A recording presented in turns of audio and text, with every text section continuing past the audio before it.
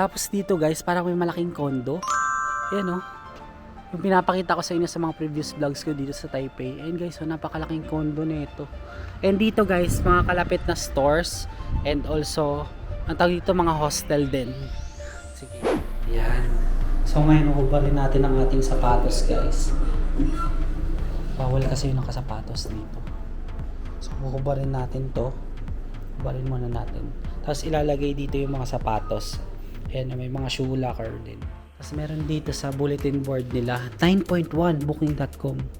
Ayan o. Galing o. TripAdvisor. Tapos dito guys may balcony plus laundry. Ito hugasan ng kamay. Tingnan natin. Ay may tao ata sa laundry guys. Sayang. So may laundry din sila dito. At ito yung kanilang mga shower rooms. Unang una. Meron sila ditong skincare kit. And also merong hair dryer. So hair dryer guys, pwede nyo gamitin yan. Ito, pakita ko sa inyo. Yan o, Panasonic pa. Tapos guys, na nakakatuwa, may cold, may number 2 pa sila. Galing no? So tayo ay pupunta na sa ating room. So bibidyohan ko na lang guys yung bunk bed ko and also yung room. Pero hindi na natin talaga sasalita. Hindi ako sasalita. Tahimik lang tayo kasi marami na natutulog. Kaya pag nagising pa sila guys.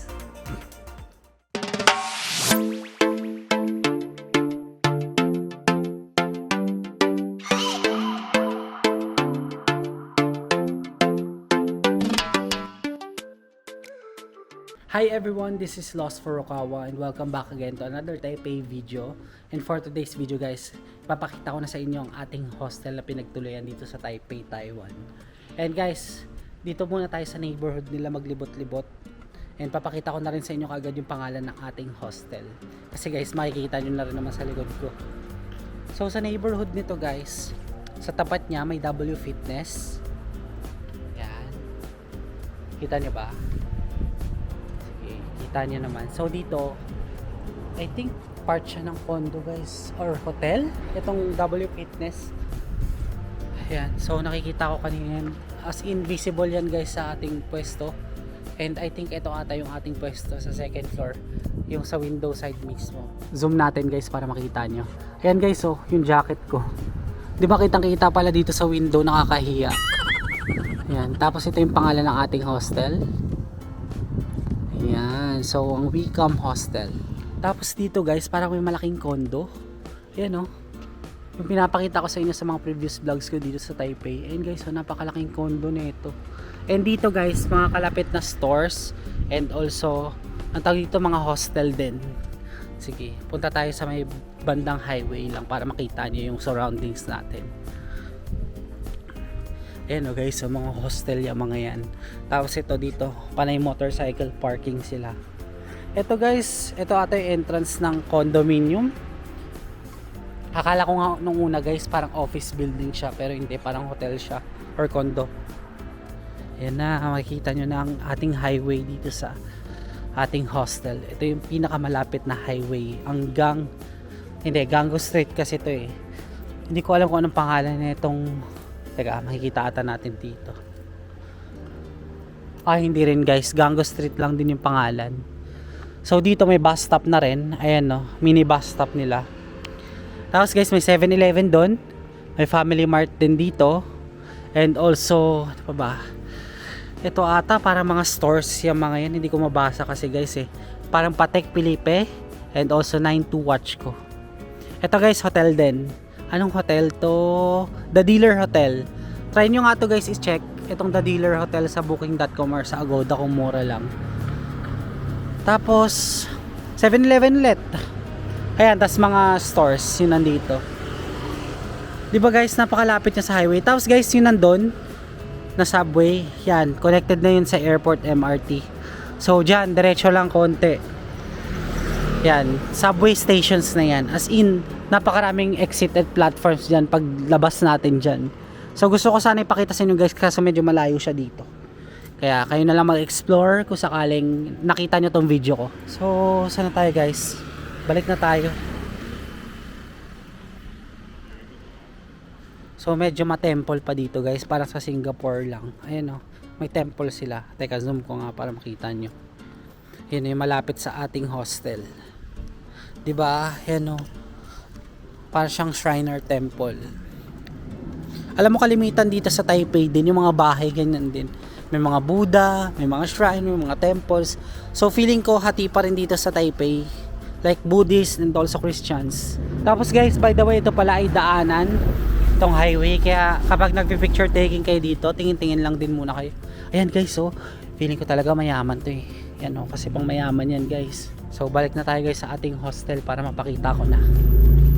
Pero bago pala ang lahat guys, subscribe muna kayo sa channel ko. Tulungan nyo naman ako na ma-reach yung 10k subscribers para makapag-giveaway na tayo ng GoPro Hero camera.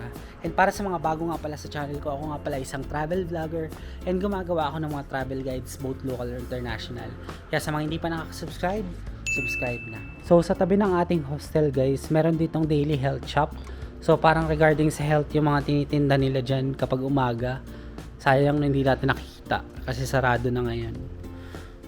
So ito yung entrance guys. Kasi guys, sinasarado nila to every 9:30 PM. So pag 9:30 na, close na yan. So para mabuksan, ito yung susi, ito yung sensor, ayan, tatap lang. Ay, mali pala guys. Yung isa pala ito. Yan yung sensor. O yan. Tutunog siya, tas push. So ito yung kanilang lobby area. Ayan. Tingnan nyo guys. Oh. Ito yung different floors. 1 to 8 floor siya. So, yung Wecom, dito lang siya sa 2 tsaka sa 7. So, the rest is parang mini company. Yung mga yan. Diba?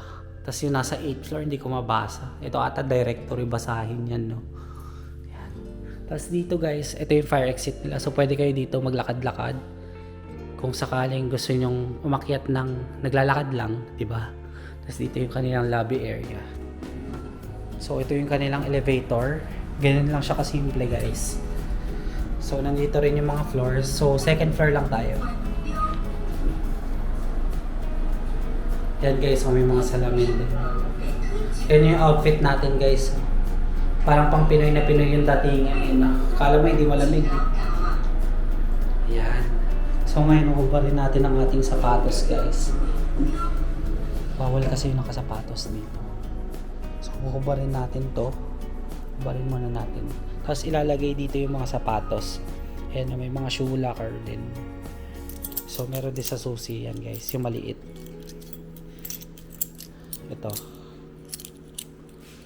Saan na ba? Kita nyo? Ayan yung susi for lockers. Tapos, ito yung kanilang receptionist area. Tapos, ayan, may free wifi din sila dito. Ayan yung Wi-Fi, SSID, and password.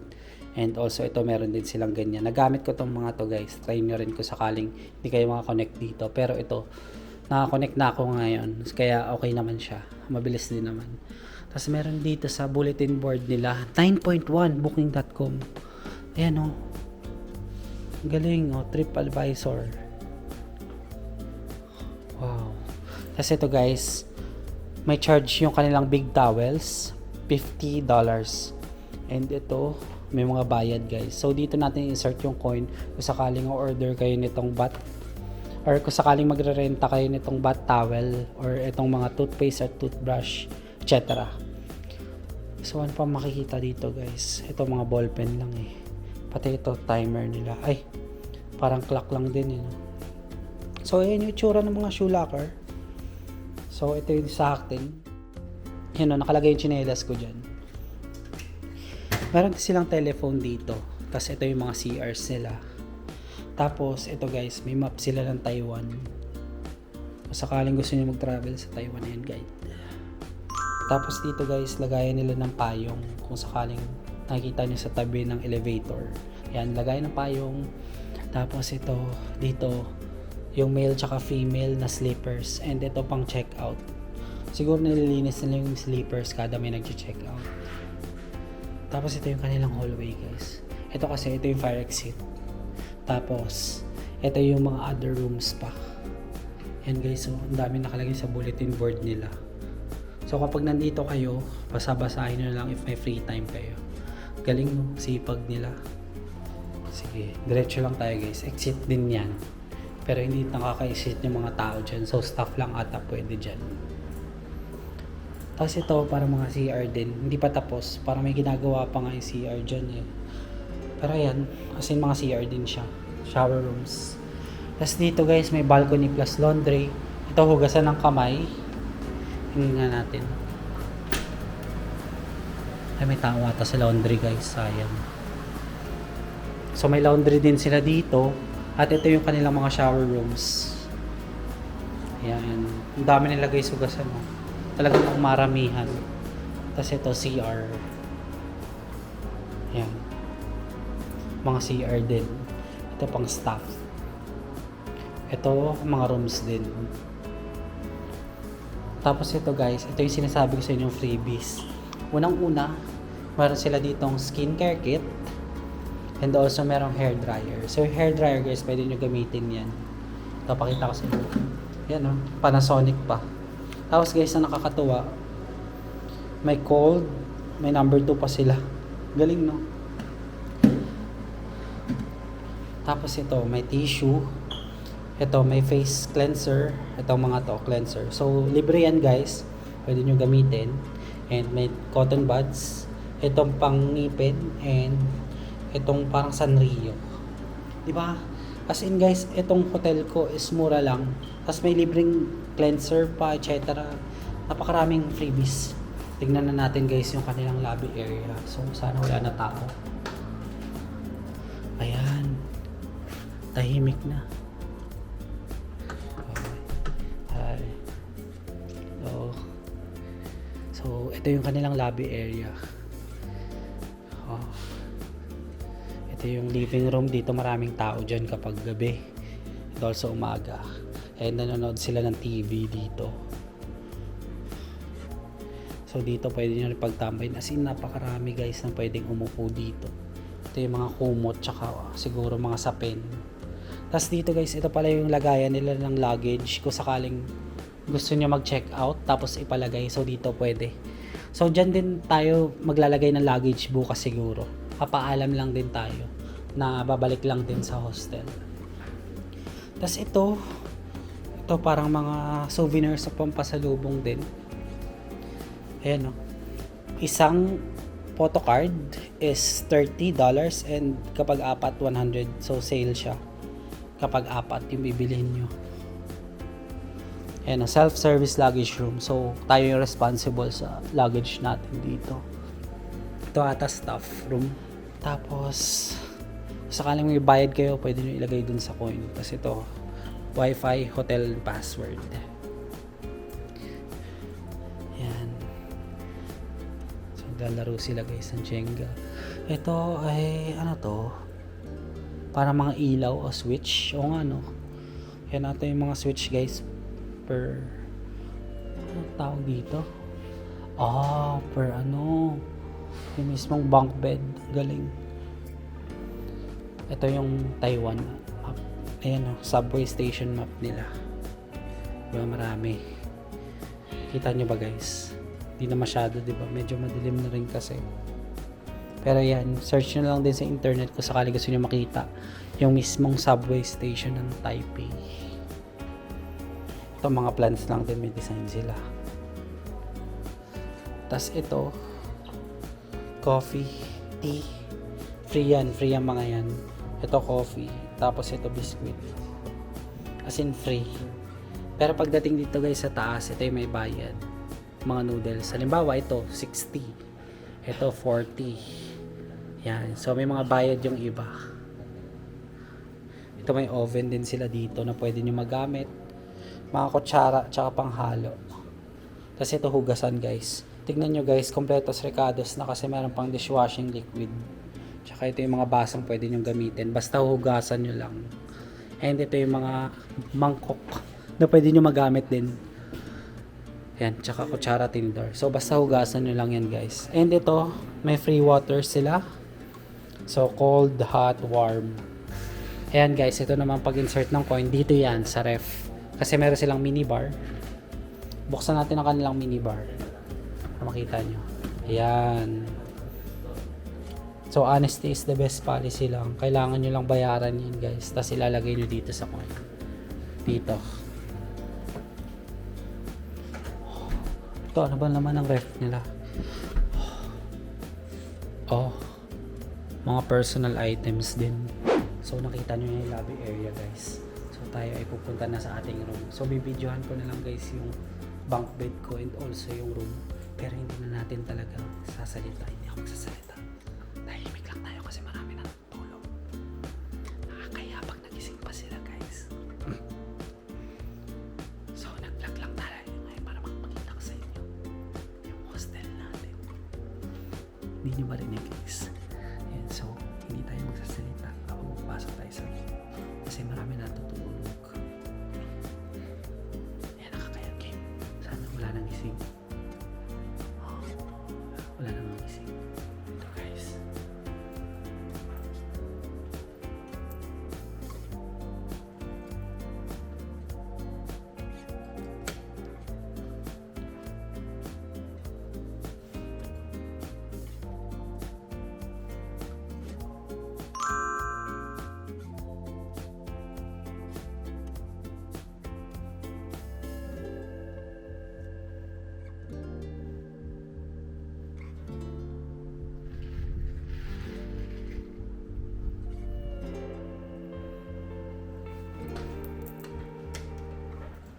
So nakita niyo na yung mga bunk beds.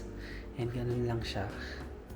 And medyo kinakabahan ako guys kasi baka magising sila. So binuksan ko lang saglit yung ilaw para makita niyo. So ayan na guys. Napakita ko na sa inyo lahat. Ano ba hindi ko napapakita sa inyo? So pwede kayo mag early check-in and check-out dito. Hindi pwede ang early check-in. Alam ko 4 PM pwede siya guys. Pero yung early check-out okay. Tapos, kapag mag-early checkout kayo, iwan nyo lang yung susi dito sa kanilang drop box ng mga susi. Tapos guys, kapag late check-in naman, may ilalagay silang folder. Ito, pakita ko sa inyo. So, ito guys yung folder na ilalagay nila kapag mag-late check-in ka. Tapos ito yung checkout key box na sinasabi ko. So, ito pala yung service hours nila. 8:30 to 9:30 lang kapag Sunday to Thursday. Tapos Friday to Saturday is 8:30 to 10:30. So lumipat muna tayo ng pwesto dito sa kanilang mga CRs. And guys, ngayon nakita nyo na yung kabuuan ng ating hostel. And kung sakaling na mangha kayo guys, sasabihin ko na yung presyo. So for 4 nights, kasi di ba 5 days tayo dito sa Taiwan, ang binayaran ko lang is 3,487.57. So kayo na lang mag-convert per night. So divide nyo lang by 4 kung magkano siya. So di ba nakakatuwa? Sa murang halaga, marami ka ng freebies. May makikilala ka pang different nationalities. Libreng water, may laundry pa, may hair dryer, comfort rooms, shower rooms. Kompletos recados guys. So, sa downside, ano ba nakikita ko downside? Kasi parang ganito naman talaga yung typical na hostel.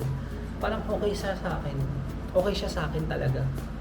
Tapos guys, kung tatanungin nyo kayo, marirecommend ko to sa inyo. Syempre, sayang tingnan nyo guys, cleanser nyo, Cetaphil pa, tapos may libreng cotton buds, may cotton spa, tapos air conditioned rooms pa yung mga bunk beds. Diba nakakatuwa? Talagang bihira ka makakita ng gantong ka-goods na hostel dito sa Taipei. Ang galing. Nakita ko lang to guys sa booking.com. So book nyo lang sa booking.com and ilalagay ko na lang dyan sa screen or sa video description kung saan ko siya binook para makita nyo rin. And guys, sana ay nag-enjoy kayo sa ating hostel tour kasi tayo ay matutulog na. Ako ay naantok na, maaga pa tayo bukas sa Taichung. Buti na lang guys, naisingit ko ito yung hostel tour natin kahit naantok na ako. So dito ko na siguro i-end tong video na to guys. At least sabi ko na ano pa ba kulang? May kulang pa ba? So I think wala na guys kasi kung meron pa siguro i-add na lang natin bukas sa ating mga next vlogs.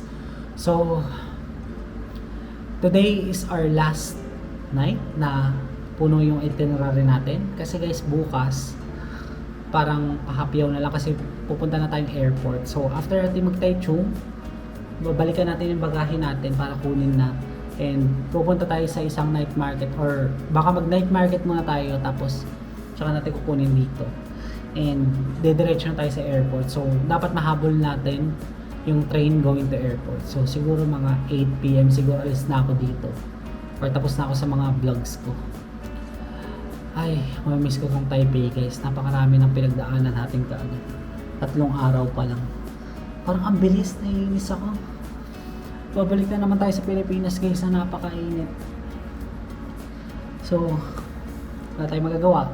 Life goes on, sabi nga ng BTS. So yun, if you guys like this video, don't forget to follow me on my Facebook page and Instagram at LostFurukawa. And if you want to do business or sponsorship with me, you can email me at lostfurukawa19@gmail.com. And guys, don't forget to hit like, subscribe, and notification bell para updated kayo sa mga bagong Taipei vlogs ko. That's it guys, I really appreciate you being here. Let's start another Taipei vlog again in the next one. Good night guys, bye!